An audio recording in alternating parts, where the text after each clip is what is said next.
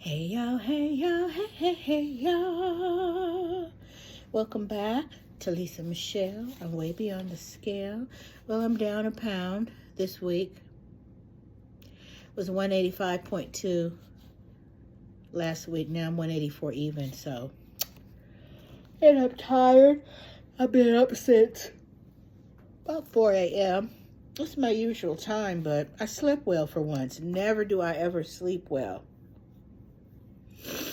I'm going to take these glasses off because they bother me when I'm making a video. Yeah, I look rough, y'all. This is how I'm looking today.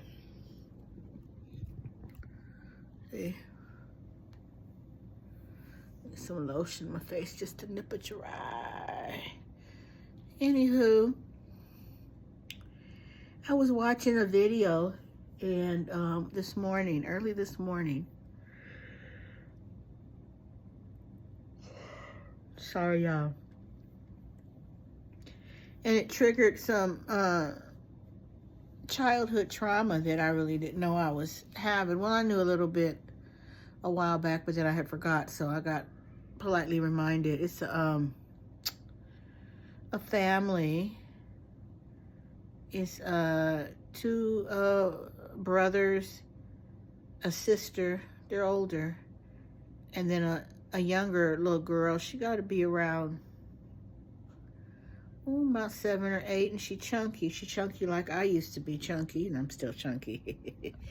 Yeah, she's chunky like I used to be chunky, y'all. And they're not treating her good, and they're singling her out, and they're not letting her eat the same food that they're all eating, and I think this really messed up. So it just broke my heart. It made me cry. I was treated different when I went to my maternal grandmother's house. Went over Grand's house. I called her Grand. My brother called her Grand. Her name was Clara. Really sweet lady. She worked for the school district at a school, but I don't know what school. Can't remember. I'm a little girl. She was a cafeteria supervisor. And she could cook, and she had a lot of dinner parties, and I don't know about catering, but she could really, really cook and cook well. Let's just say I heard stories. I never really got to eat any of her fine cooking because she didn't let me have any. I was young, around the same age as the young lady in the video I saw this morning. Sure, they're just doing it to get likes, which is messed up too. But they're all eating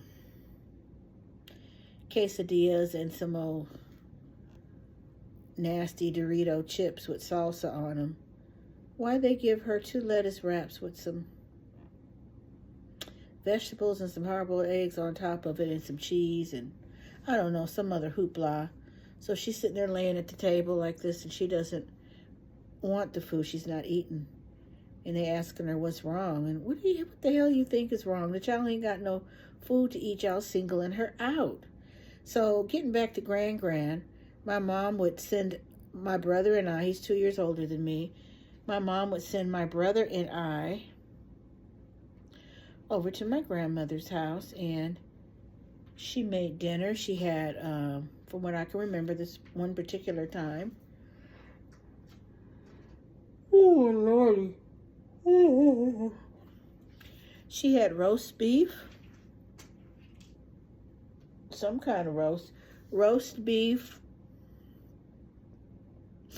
homemade mashed potatoes, homemade gravy, because she could cook, and dinner rolls, homemade dinner rolls with butter. I know they were homemade because she didn't buy stuff like that from the store. She made it herself because that was in that era, in the 70s, early 70s. So what was good is that I was going to spend time with my grandmother, but it wasn't a good trip, and She made that dinner, and guess what I got? What I always get. I always get 1 scoop of tuna, not no tuna salad, no good tuna salad. I got 1 scoop of tuna, barely had any mayonnaise in it, on a bed of lettuce. And if I was lucky, I got 4 whole saltine crackers. Sometimes crackers didn't have no salt on them. So I had that for my dinner. I ate it because I was hungry. And I watched them eat their delectable homemade meal that I didn't get. Then it came around time, she usually always had dessert. Well, my grandmother, like I said, could cook really good, so she made homemade cream puffs. I don't know if they were good or not. My brother's eyes was rolling in the back of his head. They had to be good. I heard good things about, oh, your grandmother can cook. Oh, she makes these wonderful cream puffs, homemade cream puffs. So they were eating those in my face, and I got 1 scoop. I said 1 scoop of rainbow sherbet ice cream in a little teeny bowl. So that was my dessert because I was a chunky fat little girl. And I told my mom, don't you send me over there no more. That's her mom. Don't you send me over your mama's house no more. She's treating me different.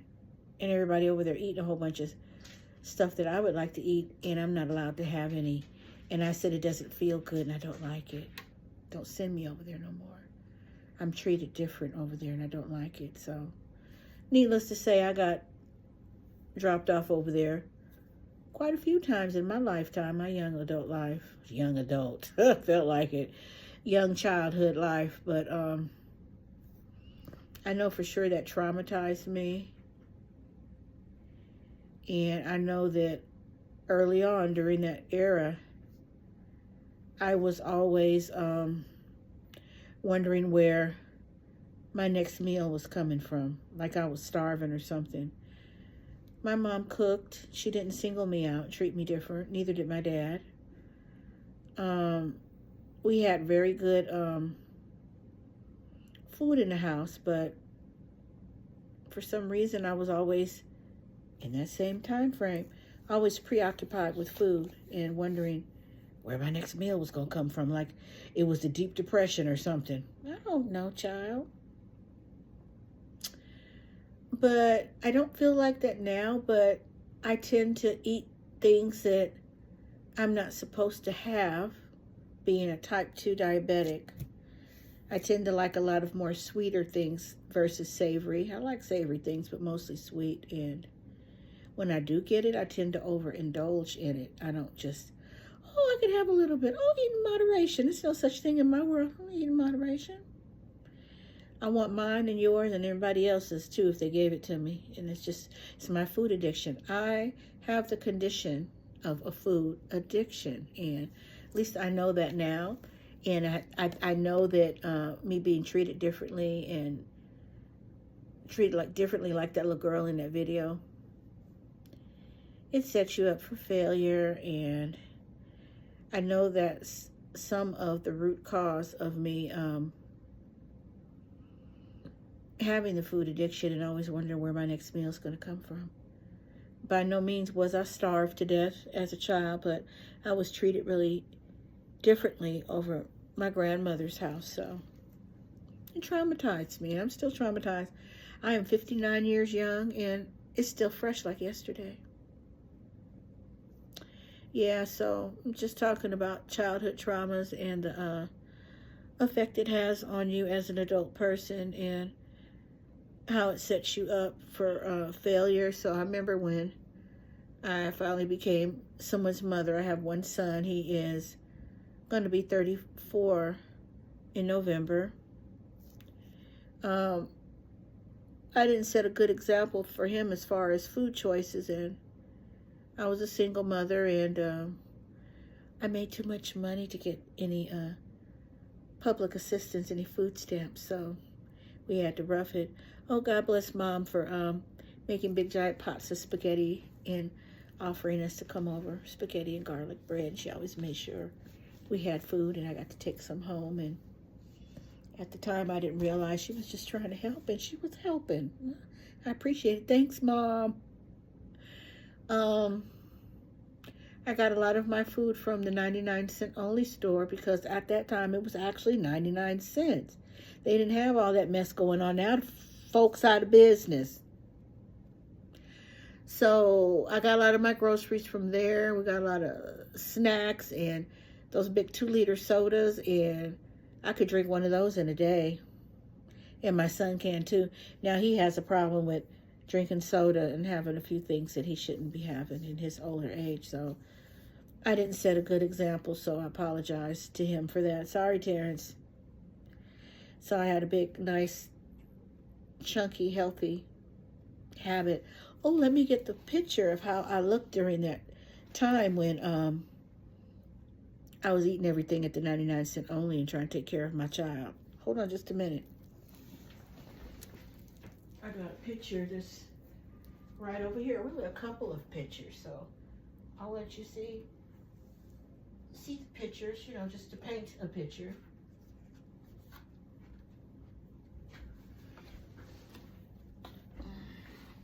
Oh, yeah. So this is me at that time.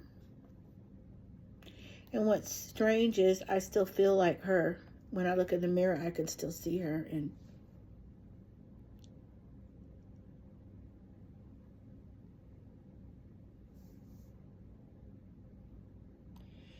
yeah, I still see her. So, body dysmorphia. Pretty chunky lady, just pretty. Had on my wig, straight wig. I don't like wearing straight wigs anymore. I like one that looked more like natural hair. And I had on my contact lenses. I don't do all that stuff no more. I really just don't.